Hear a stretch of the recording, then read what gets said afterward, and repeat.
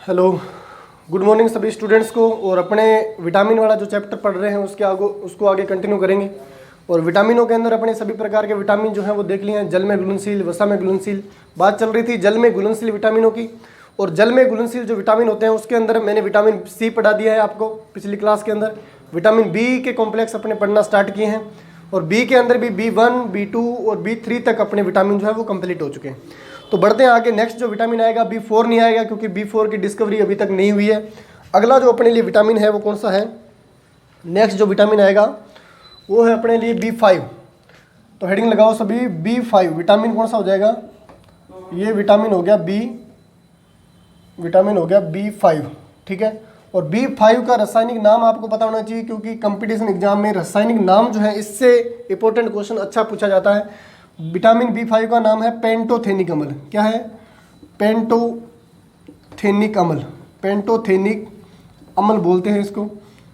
Pantothenic अम्ल को किसको बोलते हैं? विटामिन B5 को बोलते हैं। ये इसका रासायनिक क्या हो जाएगा? ये इसका रासायनिक नाम हो जाएगा। उसके बाद में ये किसके लिए उपयोगी है? तो मैं बता दूं आपको कि ये जो विटामिन होता है इसकी कमी से एनीमिया जैसी भी घटनाएं होती है। और वैसे ये ज़्यादातर जो अपने लिए ज़रूरी है वो केरेटिन के लिए ज़रूरी है। किसके लिए ज़रूरी है?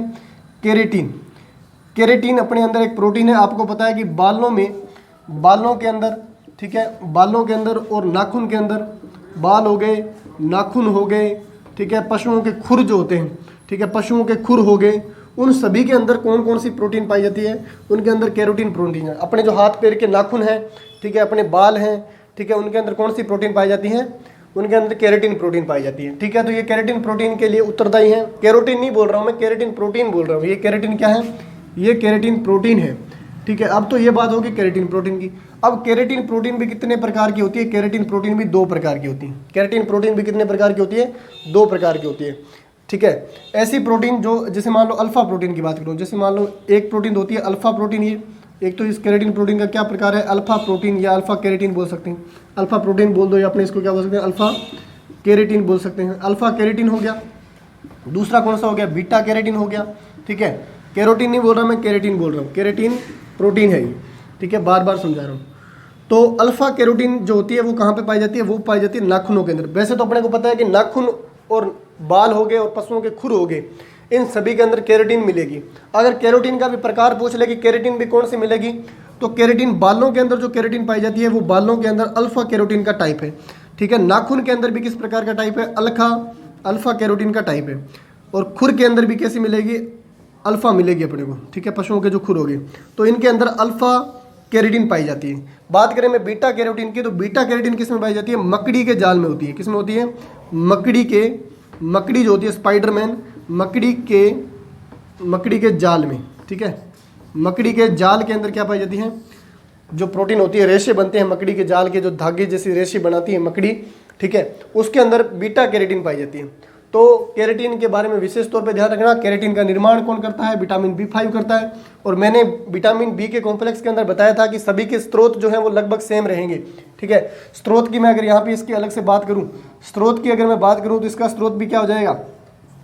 इसका स्रोत क्या हो जाएगा? इसका स्रोत हो जाएगा अंकुरित दालें। क्या हो जाएगा? अंकुरित दालें, ठीक है। अभी तक क्वेश्चन कभी उठा नहीं है, ठीक है। बी विटामिन जो है B12 को छोड़ के और B1 को छोड़ के इनके सोर्सेज जो है वो बहुत कम पूछे जाते हैं, क्योंकि ये बहुत ही जो फूड मटेरियल अपने खा रहे हैं उनके अंदर कम मात्रा में मिलता है, तो इनका कभी सोर्सेज से क्वेश्चन बनता नहीं है। लेकिन फिर भी अंकुरित दालें और हरी पत्तेदार सब्जियां ध्यान में रखना। बाकी जो सूखे मेवे हो गए, ठीक है, नट्स हो गए, उन सभी के अंदर क्या मिलता है? विटामिन बी पाया जाता है।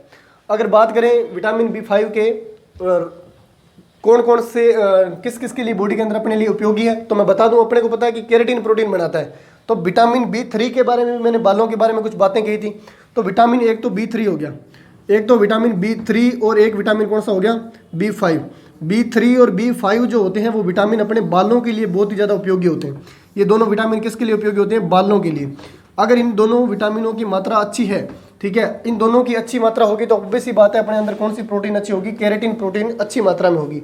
अगर मान लो विटामिन B3 नियासिन और पेंटोथेनिक अम्ल की मात्रा अपनी बॉडी के अंदर अच्छी है तो अपने अंदर केराटिन भी अच्छी मात्रा में, प्रोटीन जो है वो बनेगी, अपने बाहर से जो प्रोटीन ले रहे हैं वो अच्छी मात्रा में आएगी, तो उनके बाल कैसे हो जाएंगे, सिल्की बाल हो जाएंगे।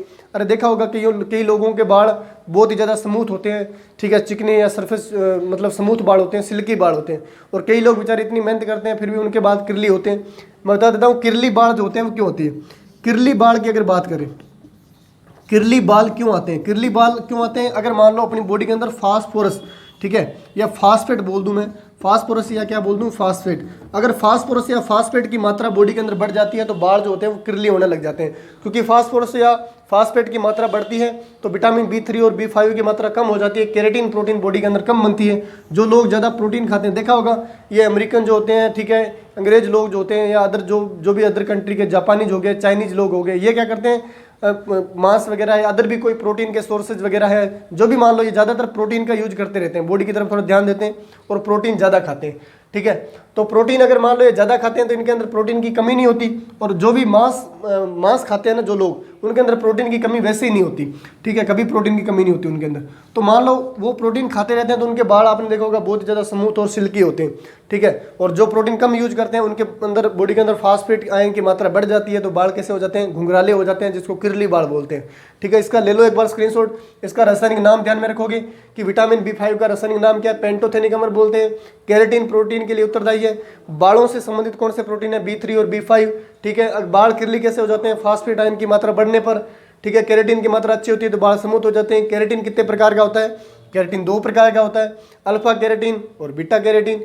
अल्फा केराटिन जो होता है वो किन में पाया जाता है, बालों के अंदर, नाखूनों के अंदर, पशुओं के खुर में। और बीटा केराटिन किस में पाया जाता है, मकड़ी के यानी स्पाइडरमैन के जाल के अंदर। तो इसका एक बार स्क्रीनशॉट ले लो। बढ़ते हैं आगे अगले विटामिन की ओर, इसका एक बार स्क्रीनशॉट ले लो, ठीक है। नेक्स्ट जो विटामिन आएगा वो कौन सा आएगा अपने लिए, नेक्स्ट विटामिन आएगा B6, B5 हो गया, ठीक है। B6 की बात करेंगे, ले लिया स्क्रीनशॉट तो रफ कर रहा हूँ। नेक्स्ट जो अपने लिए विटामिन है वो कौन सा है, B6 है।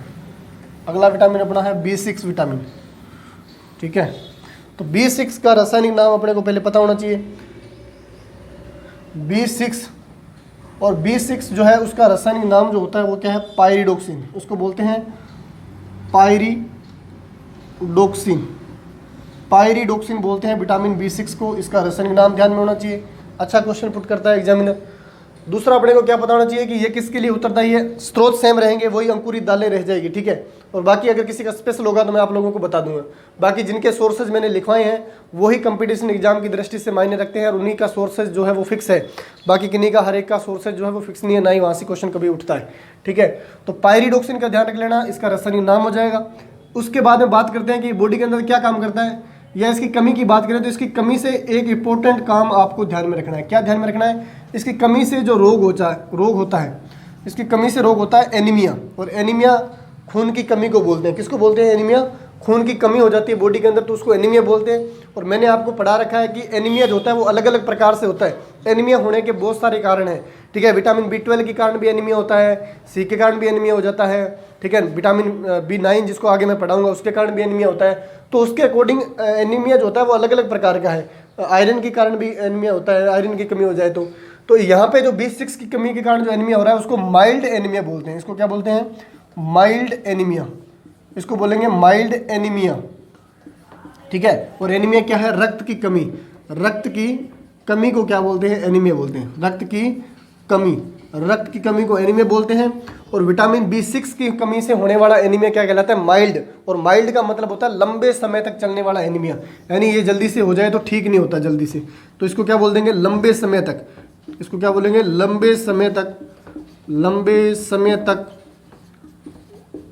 चलने वाला, ठीक है। लंबे समय तक चलने वाला एनीमिया कौन सा हो जाएगा, माइल्ड एनीमिया हो जाएगा। किसकी कमी से हो रहा है, विटामिन B6 की कमी से हो रहा है, ठीक है। उसके बाद में ये विटामिन और क्या बॉडी के अंदर काम करता है, ये विटामिन जो है वो डिप्रेशन, अगर इस विटामिन की कमी हो जाए तो उसको तनाव जिसको बोलते हैं, तनाव, ये आपने क्या बोल सकते हैं, डिप्रेशन, ठीक है। डिप्रेशन में रहने लग जाता है व्यक्ति, तनाव या उसको डिप्रेशन आते हैं, ठीक है। ये भी एक प्रकार का इसका रोग ही है, ठीक है। तनाव या डिप्रेशन के अंदर ज़्यादा रहने लग जाता है।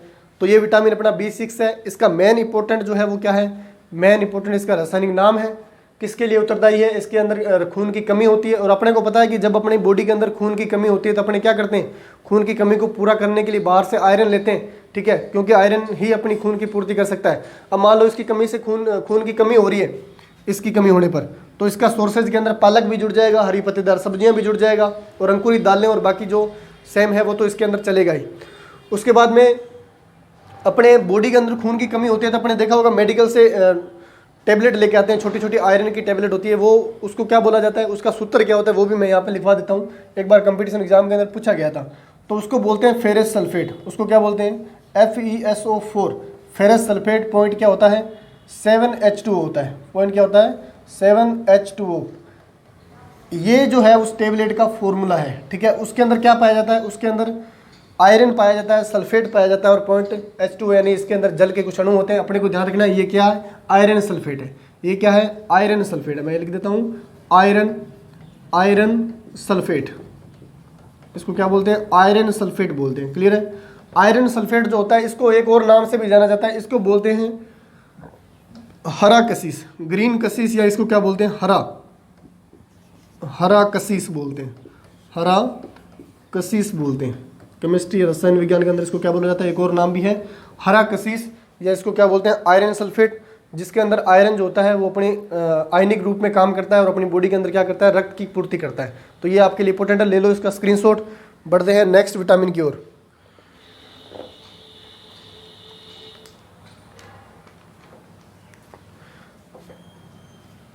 नेक्स्ट जो विटामिन है B6 हो गया। अगला विटामिन जो अपना है B7, ठीक है। B7 की बात करेंगे, अगला विटामिन आ जाएगा B7, जिसको रासायनिक नाम अपने को ध्यान में रखना है। और इसका रासायनिक नाम जो होता है वो क्या है, इसको अपने बोलते हैं बायोटिन। इसको अपने क्या बोलते हैं, बायोटिन बोलते हैं, ठीक है। इसको अपने बोला जाता है बायोटिन, इसको बोलते हैं बायोटिन। विटामिन कौन सा है, B7, ठीक है। विटामिन B7 को बोलते हैं बायोटिन। और इसका एक और नाम भी है, इसको विटामिन H बोलते हैं। इसको बायोटिन वाले को क्या बोलते हैं, इसी को विटामिन H बोलते हैं। इसी को क्या बोल देते हैं, विटामिन H भी बोला जाता है। तो कंपटीशन में बहुत बार क्वेश्चन पूछा गया है कि विटामिन H किसको बोलते हैं, तो विटामिन H बोला जाता है बायोटिन को। तो ये विटामिन H भी है और विटामिन B7 भी है, और नाम क्या है, बायोटिन है।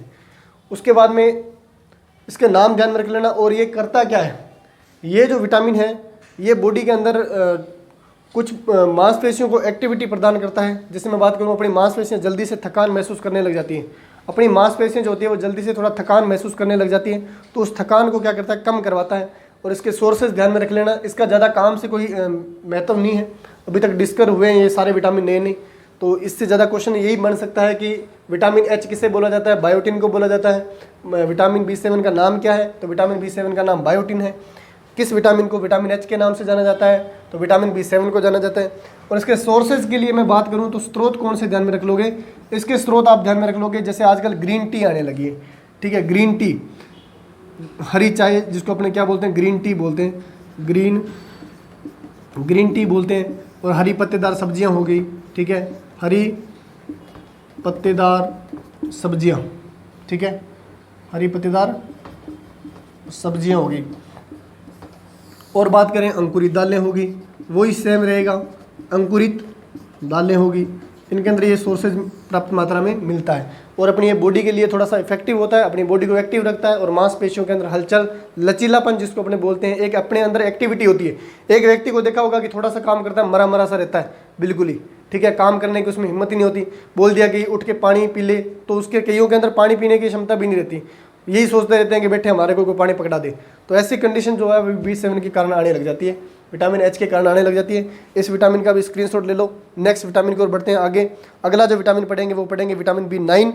और B9 जो विटामिन है वो बहुत ही ज़्यादा इंपॉर्टेंट है, ठीक है, इसको मैं रफ कर रहा हूँ। अगला हेडिंग लगाओ विटामिन B9। B9 विटामिन की बात करें तो इसका भी अपने को रासायनिक नाम पता होना चाहिए और इसके रासायनिक नाम से क्वेश्चन पूछा जाता है। ये आपके लिए थोड़ा इंपॉर्टेंट है, इसको मोस्ट इंपॉर्टेंट कर लें, ठीक है। विटामिन B9 की अगर बात करें तो इसको बोला जाता है फोलिक एसिड। क्या बोलते हैं, फोलिक एसिड बोलते हैं। इसको बोलते हैं फोलिक एसिड या इसको बोलते हैं मेलिक एसिड। इसके दो नाम है, मेलिक एसिड बोलते हैं, या तो इसको क्या बोलेंगे फोलिक एसिड या इसको बोलेंगे मेलिक एसिड, ठीक है। अब विटामिन B9 जो होता है वो प्रेगनेंसी के लिए बहुत ही ज़्यादा इंपॉर्टेंट है, ठीक है। प्रेगनेंसी के लिए विटामिन बहुत ही ज़्यादा अच्छा है। अगर कोई माँ अपने बच्चे को जन्म देने वाली है तो उनके लिए विटामिन बहुत ही अच्छा माना जाता है। तो इसको मैं प्रेगनेंसी ये प्रेगनेंसी के लिए अच्छा विटामिन लिख सकता हूँ। इसके लिए इसको क्या लिख सकता हूँ, प्रेगनेंसी के लिए अच्छा विटामिन है ये। प्रेगनेंसी के लिए अच्छा विटामिन कौन सा है, B9 है। तो ये प्रेगनेंसी के लिए बहुत ही ज़्यादा अच्छा विटामिन है। क्लियर हो गया। उसके बाद में विटामिन B9 को और क्या बोला जाता है, विटामिन B9 का एक नाम है, इसको बोलते हैं विटामिन M बोलते हैं। इसको क्या बोलते हैं, विटामिन M बोलते हैं। इसको विटामिन M भी बोला जाता है। फोलिक एसिड या मेलिक एसिड या विटामिन B9 का एक और नाम जो बाहर निकल के आता है, जैसे B7 को क्या बोलते थे, B7 को बोलते थे बायोटिन, और विटामिन H बोलते थे। उसी प्रकार से विटामिन B9 को क्या बोलते हैं, विटामिन M बोलते हैं। उसी प्रकार से इसको क्या बोलते हैं, विटामिन M बोलते हैं। ये विटामिन प्रेगनेंसी के लिए अच्छा है और ये क्या करता है, डिप्रेशन और तनाव को मेंटेन करता है। दूसरी बात ये बता दूं कि विटामिन B9 की अगर बॉडी के अंदर कमी होने लग जाए तो देखा होगा मुंह के अंदर, मुख में या मुंह में क्या होने लग जाते हैं, छाले होने लग जाते हैं, ठीक है। छाले होने लग जाते हैं, ठीक है। मुंह के अंदर छाले होने लग जाते हैं। दूसरी बात आपने देखा होगा, छाले होने के बाद में अपने डॉक्टर साहब के पास जाते हैं या मेडिकल स्टोर पे जाते हैं तो वहाँ से टेबलेट जो लेके आते हैं, बिकासोल हो गया या फोलवाइट होगी। बिकासोल या फेलवाइट टेबलेट के अंदर क्या है, ठीक है, फोलिक एसिड की टेबलेट आती है। वहाँ पे जाके आप सीधा बोल सकते हो कि मुंह के अंदर छाले हो रहे हैं तो क्या दे दो, फोलिक एसिड की टेबलेट दे दो। तो वो फोलवाइट या फोलिक एसिड की जो भी टेबलेट है आपको निकाल के देगा, और वो टेबलेट फोलिक एसिड की होती है। फोलिक एसिड की मात्रा अपनी बॉडी के अंदर जाती है तो क्या हो जाता है, जो भी मुंह के अंदर छाले वगैरह फोड़े हो रखे हैं वो ठीक हो जाते हैं। तो ये अपना विटामिन B9 है। ले लो, इसका भी स्क्रीनशॉट ले लो, ये भी इंपॉर्टेंट है एग्जामों की दृष्टि से। उसके बाद में विटामिन अगला जो पढ़ेंगे, हाँ ठीक है, विटामिन B9 जो है वो अपने रक्त की RBC के लिए भी बहुत ज़्यादा इंपॉर्टेंट है, ठीक है। प्रेगनेंसी के लिए इंपॉर्टेंट है। तो प्रेगनेंसी के लिए क्यों इंपॉर्टेंट है, ये भी क्वेश्चन कई बार उठा लेता है, तो एक बार इसके बारे में थोड़ा सा सुन लो। और प्रेगनेंसी के लिए इंपॉर्टेंट है, तो प्रेगनेंसी के लिए क्यों है, अपने को पता है कि प्रेगनेंसी के दौरान भ्रूण के अंदर क्या पल रहा है, भ्रूण के अंदर गर्भाशय के अंदर क्या पल रहा है, भ्रूण पल रहा है। गर्भाशय के अंदर भ्रूण पल रहा है, वो किसका बना हुआ है, अभी तक रक्त का ही बना हुआ है, रक्त का बना हुआ है। और इसके अंदर विटामिन B9 या फोलिक एसिड की कमी से जो अपने को एनीमिया होता है, इसकी कमी से भी अपने के अंदर क्या होती है, रक्त की कमी होती है। इसके कारण भी क्या होती है, रक्त की कमी होती है, रक्त की कमी होती है। अब रक्त की कमी होती है तो इसको भी क्या बोलेंगे, एनीमिया बोलेंगे। इसको भी क्या बोलेंगे, एनीमिया बोलेंगे। और एनीमिया भी ये कौन सा हो जाएगा, मेगलोब्लास्टिक हो जाएगा। इसको क्या बोलेंगे, मेगलोब्लास्टिक, लिख रहा हूं वापिस, इसको बोलेंगे मेगलोब्लास्टिक एनीमिया बोलेंगे। ये भी बहुत ज़्यादा इंपॉर्टेंट है। विटामिन B9, ठीक है, या फोलिक एसिड की कमी से होने वाला एनीमिया कौन सा है, मेगलोब्लास्टिक एनीमिया।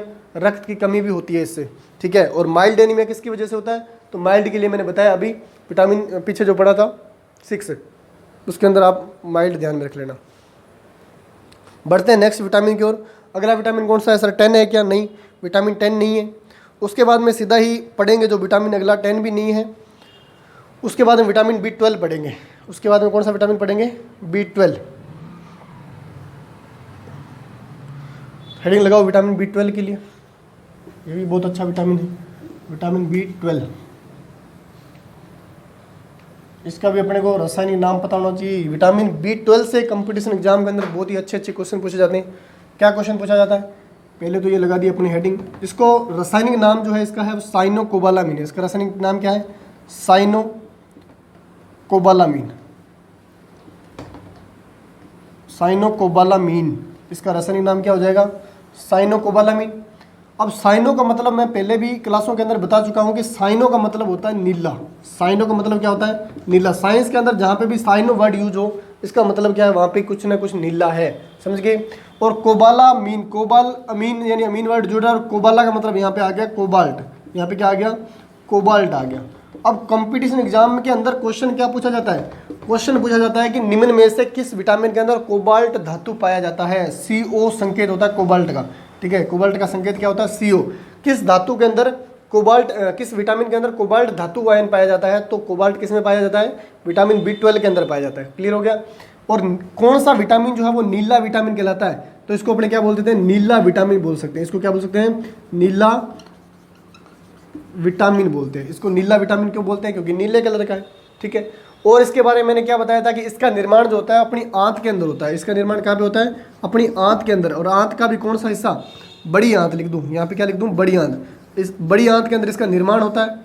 बॉडी के अंदर कितने विटामिन थे जिसका निर्माण हो रहा था, एक तो विटामिन डी था जिसका निर्माण हो रहा था, एक और कौन सा विटामिन बन रहा था, विटामिन B12 बन रहा है, और एक बन रहा था विटामिन के, ठीक है। आंत के अंदर इस्चेरिया कोलाई, ई कोलाई जिसको मैंने बताया था, ई कोलाई, जिसने पूरी क्लासे लगाई है, जिसने पूरी क्लासे लगाई है उनको पता है ई कोलाई, या इसको पूरा नाम क्या है, इस्चेरिया कोलाई। और ये क्या करता है, आंत के अंदर बैठा अपने वेस्टेज मटेरियल को खाता है, जो भी अपने फूड मटेरियल खाया है वहाँ पे खाने के बाद में अपने को क्या बना के देता है, विटामिन के बना के देता है और B12 बना के देता है, विटामिन के और B12 बना के देता है, ठीक है। और एक कंपटीशन एग्जाम के अंदर क्वेश्चन पूछा गया था, ठीक है, वो भी आपको ध्यान में रखना है। क्या क्वेश्चन पूछा गया था विटामिन B12 से, कि बारिश के पानी के अंदर, बारिश, ये आपके लिए बहुत ही ज़्यादा इंपॉर्टेंट है, नया क्वेश्चन है आपके लिए, जितने स्टार मार्क लगा सको लगा लेना। क्या पूछा गया था कि बारिश के पानी के अंदर, बारिश के, मैं यहाँ लिख देता हूँ, बारिश के पानी में कौन सा विटामिन पाया जाता है, तो बारिश के पानी के अंदर विटामिन B12 पाया जाता है, ठीक है। बारिश के पानी के अंदर कौन सा विटामिन पाया जाता है, B12 विटामिन जो होता है प्रकृति में कभी नहीं बनता। ये एक मोस्ट इंपॉर्टेंट पॉइंट ये भी हो जाएगा, क्या लिखना है कि विटामिन B12 जो होता है वो प्रकृति में किसी में नहीं पाया जाता, ठीक है, प्रकृति में, या आपने ये बोल सकते हैं कि फूड मटेरियल के अंदर, ठीक है, खाद्य पदार्थों में नहीं पाया जाता, ठीक है। एकमात्र ऐसा विटामिन है जो खाद्य पदार्थों के अंदर नहीं पाया जाता। तो सर कहाँ से लें, अभी मैंने बताया कि अपनी आंत के अंदर कौन सा जीवाणु बैठा है, ई कोलाई जीवाणु बैठा है। और पिछली क्लासों के अंदर मैं ई कोलाई के बारे में अच्छे से समझा चुका हूँ कि ई कोलाई जीवाणु जो होता है वो सिम्बायोसिस संबंध, यानी सहजीवी संबंध बनाकर बैठा हुआ है। अब सहजीवी संबंध बनाने का मतलब क्या हो गया कि अपने से ये भोजन ले रहा है और बदले में अपने को क्या दे रहा है, विटामिन B12 बना के दे रहा है और विटामिन के बना के दे रहा है, ठीक है। विटामिन B12 जो होता है वो किसी भी खाद्य मटेरियल या फूड मटेरियल के अंदर नहीं पाया जाता, क्योंकि इसका निर्माण जो है अपनी ई कोलाई जीवाणु यानी अपनी बॉडी के अंदर होता है, ठीक है। और मैं बता दूं कि विटामिन बी जो होते हैं वो सब किस में घुलनशील हैं, वो सब किस में घुलनशील है, बी के कॉम्प्लेक्स जल में घुलनशील है, लेकिन कुछ मात्रा के अंदर मान लो क्वेश्चन पूछ ले कि निम्न में से कौन सा विटामिन वसा में घुलनशील है, और वसा में घुलनशील के अंदर क्या दे दिया जाए, जल के सारे विटामिन दे दिया जाए और उसमें विटामिन B12 ऑप्शन में हो। जैसे मान लो किसी ने एग्जामिनर ने क्वेश्चन पूछ लिया, क्या क्वेश्चन पूछा कि निम्न में से कौन सा विटामिन वसा में घुलनशील है, ऑप्शन आपको दे दिया C, B1, B2 और आपको ऑप्शन में क्या दे दिया, B12 दे दिया। तो वसा में घुलनशील आंसर अपना क्या चला जाएगा, B12 चला जाएगा। B12 विटामिन जो होता है वो कुछ मात्रा के अंदर, मैं बता रहा हूँ यहाँ पे, कुछ मात्रा के अंदर, अगर कोई वसा में घुलनशील विटामिन है तो अपने आंसर वो टिक करेंगे। अगर मान लो कोई वसा में घुलनशील विटामिन उसने नहीं दिया है और विटामिन B12 दे रखा है और पूछ रहा है कौन सा वसा में घुलनशील है, तो अपना आंसर क्या चला जाएगा, B12 चला जाएगा।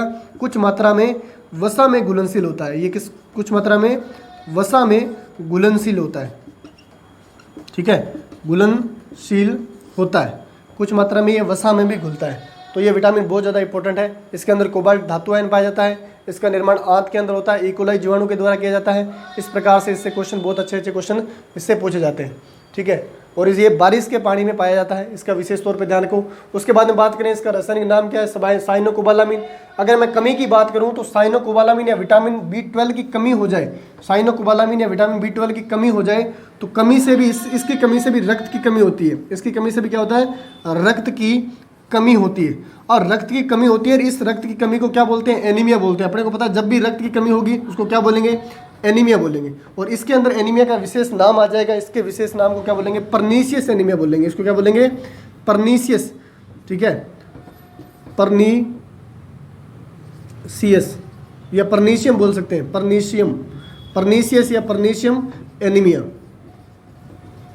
परनीशियस या परनीशियम एनीमिया बोलेंगे, ठीक है। ये विशेष तौर पे आपको ध्यान रखना है कि विटामिन B12 की कमी से होने वाला एनीमिया कौन सा है, परनीशियस एनीमिया या परनीशियस एनीमिया या परनीशियम एनीमिया। दुनिया के अंदर 70% जो एनीमिया होता है वो कौन सा होता है, परनीशियस एनीमिया या परनीशियम एनीमिया है। लोग ज़्यादातर इसी एनीमिया के शिकार होते हैं। आप लोग जब भी डॉक्टर के पास जाते हो, बीमार पड़ते हो, तो आप लोगों ने देखा होगा कि वहाँ जाने के बाद में आपकी जो रिपोर्ट आती है, रिपोर्ट आने के बाद में पता चलता है कि वहाँ पे लिखा होता है सीधा सीधा एनीमिया, और एनीमिया भी कौन सा लिखा होता है, रिपोर्ट को चेक कर लेना आप, जब भी रक्त की कमी दिखाएगा, रिपोर्ट के अंदर आपको 70% तक आपको क्या मिलेगा, परनीसियस एनीमिया मिलेगा। ज़्यादातर दुनिया के अंदर जो होने वाला एनीमिया है वो परनीसियस एनीमिया है, क्योंकि विटामिन B12 जो होता है वो किसी भी फूड मटेरियल के अंदर नहीं पाया जाता, इसलिए इसकी कमी जो होती है वो ज़्यादा होती है।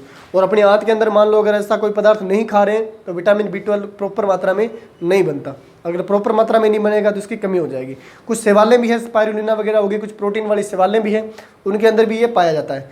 उसके लिए बाद में ध्यान में रख लेना, इसका स्रोत एक पालक भी अच्छा स्रोत माना जाता है विटामिन B12 का, क्योंकि पालक के अंदर आयरन होता है और कुछ मात्रा में कोबाल्ट पाया जाता है। और अपने को पता है कोबाल्ट इसकी कोर धातु है। किस विटामिन की कोर धातु कोबाल्ट है? तो साइनोकोबालामिन यानी विटामिन B12 की। तो इसकी कोबाल्ट कोर धातु है, तो कोर धातु है तो इसको बनाने में आसानी रहेगी। तो ले लो विटामिन B12 का स्क्रीनशॉट। बढ़ते हैं आगे नेक्स्ट विटामिन की। वैसे तो आपके सभी विटामिन जो है यहाँ पे कंप्लीट हो जाते हैं, लेकिन कुछ एक विटामिन और हैं जिनकी खोज की गई है, जिनसे कभी कभार क्वेश्चन बन जाता है और आने वाले टाइम में वो इंक्लूड हो जाएंगे, लेकिन अभी तक बुक्स के अंदर इंक्लूड नहीं हुए हैं। ठीक है, अभी तक बुक्स के अंदर उनके बारे में कुछ नहीं बताया गया है। कौन कौन से विटामिन है उनके बारे में सीधा आपको ध्यान में रखना है, कभी कभार क्वेश्चन जो है वो बन जाता है। ठीक है, बढ़ते हैं उन विटामिनों की चर्चा कर लेते हैं कि कौन कौन से विटामिन जो है अभी नए खोजे गए हैं और उनके बारे में क्वेश्चन कभी कभार बन जाता है। अपडेट रहना अपने लिए बहुत ज़्यादा ज़रूरी है अगर अपने कंपटीशन एग्जाम की तैयारी कर रहे हैं तो। ठीक है, देख लेते हैं वो 2 विटामिन कौन से हैं। बाकी विटामिन आपके कंप्लीट है, ये एक्स्ट्रा में है, किसी भी बुक के अंदर आपको नहीं मिलेंगे। ठीक है, बात करें विटामिन B12 की, यहाँ पे देखेंगे विटामिन एक तो B15 है, विटामिन B15। ठीक है, इसको बोलते हैं पेंगेमिक एसिड, इसका नाम तो है, इसको क्या बोलते हैं? पेंगेमिक एसिड, इसको पेंगेमिक एसिड बोलते हैं। ये विटामिन जो होता है वो क्या करता है बॉडी के अंदर, ऐसा माना जाता है कि डाइजेशन सिस्टम हो गया, अपनी मेटाबॉलिज्म जो भी रिएक्शनें चल रही है, ठीक है, अपनी तंत्रिका नर्वस सिस्टम है, उनको मजबूती प्रदान करता है। बाकी इसके बारे में ज़्यादा अभी तक कुछ डिस्कवर नहीं हुआ है। इसका नाम है क्या है? विटामिन B15, और इसको क्या बोलते हैं? पेंगेमिक एसिड बोलते हैं, ध्यान रख लेना। उसके बाद में एक और विटामिन है कौन सा है? वो है विटामिन B17। ठीक है, यानी B17, इसका भी रासायनिक नाम आपको ध्यान में रखना है। विटामिन B17 जो है उसको एंटी कैंसर विटामिन बोलते हैं, ये बात पहले ध्यान रखनी। इसको क्या बोलते हैं? Anti cancer. ठीक है, इसको एंटी कैंसर या एंटी ऑक्सीडेंट बोल सकते हैं। इसको क्या बोल सकते हैं? Anti oxidant. ठीक है, एंटीऑक्सीडेंट। और सबसे ज़्यादा अच्छा, सबसे विटामिनों के अंदर सबसे अच्छा एंटीऑक्सीडेंट कौन सा है? तो वो है विटामिन C।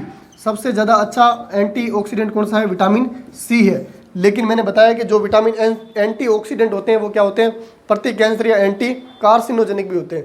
इनको एंटी कार्सिनोजेनिक विटामिन भी बोलते हैं, एंटी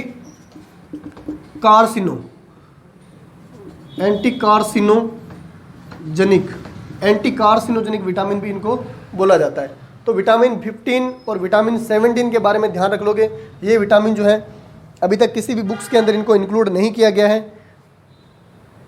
ठीक है, अभी तक किसी भी बुक के अंदर इसको इंक्लूड नहीं किया गया है, फिर भी इनसे क्वेश्चन कभी कभार ऊपर से उठा लेता है। तो विटामिन 15 का ध्यान में रख लोगे।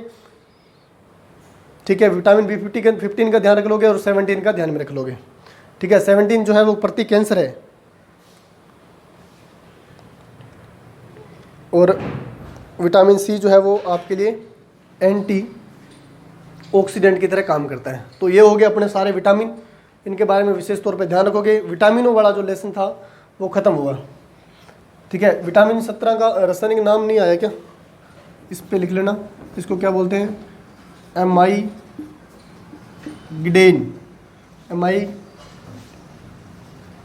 एमाइगिडेमिन। ठीक है, या इस प्रकार से इसका रासायनिक जो है वो नाम ध्यान में रख लेना। ये इसका क्या हो जाएगा? रासायनिक नाम हो जाएगा, रासायनिक नाम हो जाएगा। ठीक है, तो विटामिनों से जितने भी क्वेश्चन आएंगे वो आपके सोल्व हो जाएंगे। और आज की क्लास के अंदर विटामिन का टॉपिक जो है वो कंप्लीट हुआ।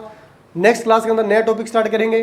क्लास को ज़्यादा से ज़्यादा शेयर कर दें, कमेंट करके ज़रूर बताएं अगर आपके दिमाग में भी किसी भी प्रकार का कोई क्वेश्चन उठ रहा है तो। ठीक है, तो सभी स्टूडेंट्स को थैंक यू, पढ़ते रहें, खुश रहें। थैंक यू भी सभी को।